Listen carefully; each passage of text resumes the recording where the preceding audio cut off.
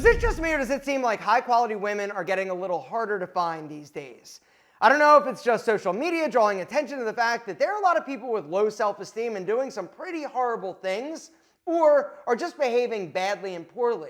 Now, if you want to date a disaster, it's totally your preference, but for me, I want a woman that is somebody who I respect, somebody who I value, somebody that I want to be around. And I don't want to just be around a woman who's just hot, because hot, it's a dime a dozen. And you got to understand that if you're looking to attract higher quality women, you've got to not be a little boy. You also can't do some of the things that she just won't accept, because if you want to date a higher quality woman, she's not going to put up with a lot of the shit that somebody who is a disaster will deal with just because they've got low self-esteem. Today, I'm going to go over some of the biggest turnoffs for grown-ass, amazing women. Number one is a lack of drive or motivation. She's got her shit together. Do you? That is the question. If you don't, game over. Number two is insecurity. Always begging or sneaking or snooping. Oh, baby, like pack your shit and get out. She's not going to deal with that because she's not going to waste her time worrying about you. Insecurity is one of the most unattractive traits that a person can possess.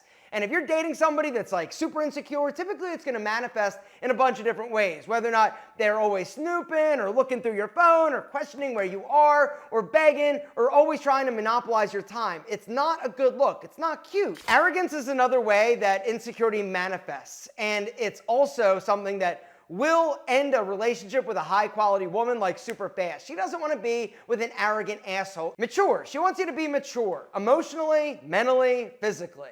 Period. She doesn't want to have to waste her time dealing with a dude that is immature or just isn't respectable or responsible when it comes to sexuality or things that you say, things that you do, the way that you act. She doesn't want to be with a little boy. Self-destructive. Also, deal breakers. If you're going out and hanging out with your boys, getting sloppy drunk, or being a bad drunk, or just abusing drugs or alcohol, nope, sorry, not for me or not for her. She doesn't want to be with you. Be better. You got to be high quality. All these little things that a lot of you are doing is the reason why you have not found a good woman. Period. I don't want to date. I don't even like girls. I don't mean it like that. I mean, I like girls, but I don't want to be with the girl. Whatever. Sell it to somebody else. I feel like every man truly wants to find that person that they connect with that is like their rock, their support system, their amazing, spicy-ass senorita. You know, for me, everything in my life changed when I met my wife. Up until that point, I dated people that just weren't good for me or, you know, not the right person.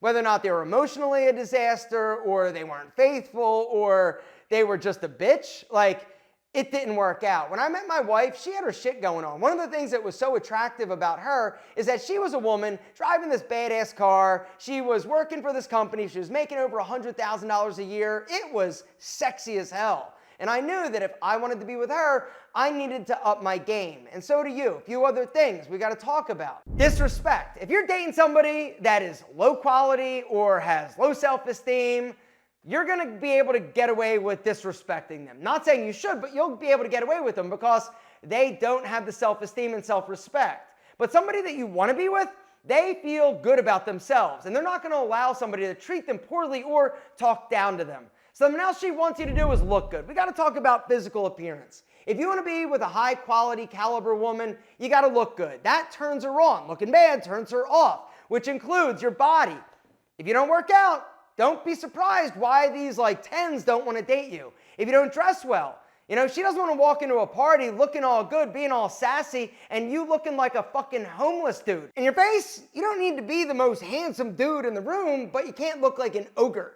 You can't have a unibrow, you got to take care of it. Nose hair, no. Beard, it's sexy, right? And your hair's got to be cool and look sexy. You also need to smell good. Your breath can't be funky, your pits can't be nasty, and your balls can't be funky, or else she's never going to want to go down on you. Do you think she's ever going to want to go downtown to visit Big Al if your balls stink? No. If she's low value, will she? Maybe. But a high quality woman, no. She expects the best from your testicles. Gentlemen, if you want the best, it's here. The Bean Major Ball Powder. Hit the link down below. There's a discount code, little sprinkle of that on your boys before you leave the house. Your balls will always be fresh. They will always smell amazing. Hit the link down below. The fact is, balls stink. It's what they do. It's a hot, meaty mess down your pants. If you want them not to stink, you got to powder them to make sure that they don't get wet. all right? You also need to not use talc. Talc is bad for your body. It's bad for your balls. All right, do a little Google search, talc cancer. It also becomes like a milky, talky mess in your pants when you start moving around and getting hot. All right, but the Pete and Pedro powder doesn't do. Actually, let me just show you the power and the difference. These glasses of water represent your sweaty balls. On one side, you've got talc-based powders,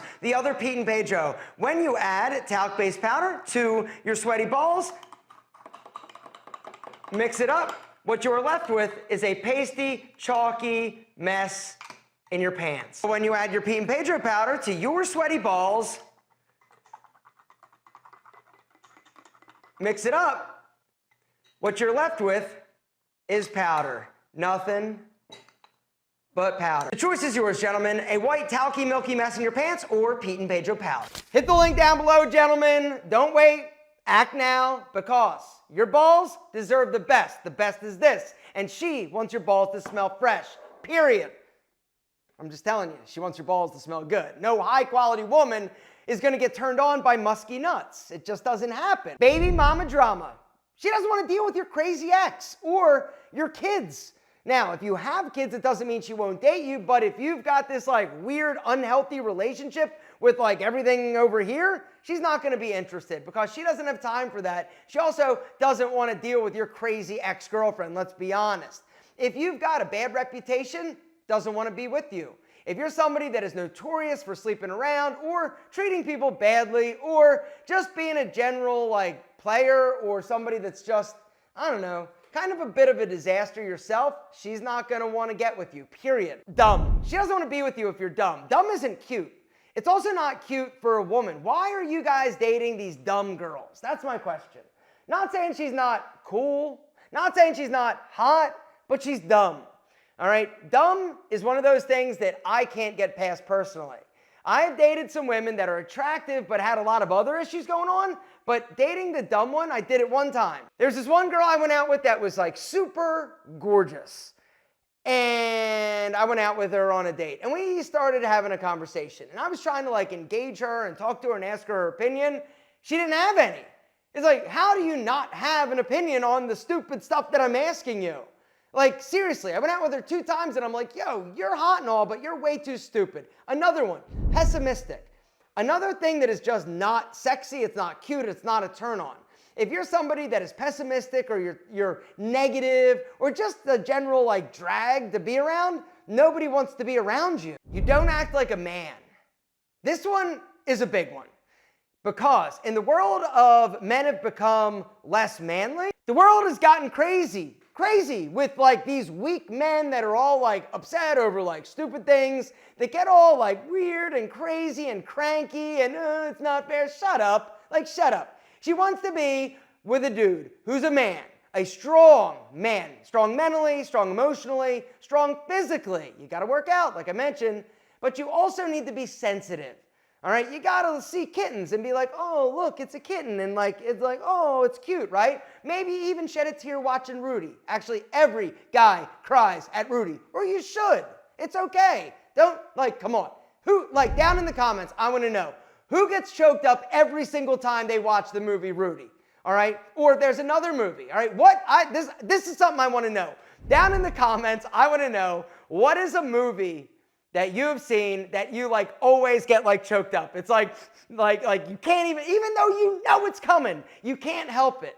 I love Rudy. Rudy is my number one. I always get choked up watching Rudy. Another thing that I always cry at for whatever reason is like watching like Iron Man like competition like docu-series. Every time I watch like an Iron Man, for whatever reason, like I'm hooked. I love sports. I also love like the triumph of the human spirit. They always do such a good job of like really showcasing and highlighting these dudes like overcoming adversity. And by the end of like any type of like show like that, I am literally like getting choked up. I can see people getting like blown up or like, you know, murdered. And I'm like, yeah, that sucks. But when I see somebody help an animal, that's another one. If I see somebody like in a flood, like pick up a dog and like carry it to safety or like rescue like a horse that's in like a stream, I'm always a mess. Guys, down below, what is something that always chokes you up? I'm interested because, well, I know that I'm not alone. Anyway, some other things I just want to mention. If you're looking to turn on and attract high quality women, you also need to be a conscientious partner in the bedroom. And that's the last thing. It's not a race. You also can't over-sexualize women. All right. Now, I'm not saying you can't be freaky. I'm not saying the two of you can't be all like weird and do your thing, right? I'm not mad at your freakiness, right? What I am mad at is the fact that there are a lot of guys that think it's a race or look at the movies or porn and think, oh, that's the way I'm supposed to act. That's the way I'm supposed to be. That's what a woman needs and that's what a woman wants. She doesn't need you to be hung like a mythical beast. She needs you to take your time. She needs to feel beautiful. She needs you to tell her that she's amazing. And you need to start paying attention earlier in the day as opposed to when you just get to the bedroom. Sexual anticipation and attraction and turning her on starts before you get to the bedroom and rip your clothes off. All right, it starts earlier in the day, sending her a little dirty text like, Mama, I can't wait to get you alone. You drive me crazy. Been thinking about you all day, you sexy, right? Saying stuff like that. And then you see her and like, oh my God, you look amazing. Little sneaking of like grabbing and like little sneaky kisses and stuff like that. Whispering in her ear, nibbling on her neck, little bite of the earlobe, gentlemen. Yeah, you start doing this, game over. You get to the bedroom, then slow it down. Don't be so eager, right? It's not a race. Slow down. Foreplay is important. And if you practice the Alpha M rules of getting freaky, take care of her first, which means going down to visit Brenda, most likely. Take care of you second. Everybody wins. Gentlemen, bottom line is this. All spicy senoritas weren't created equal. Some were created a little rough. Others, amazing. The choice is yours. Which one do you pick?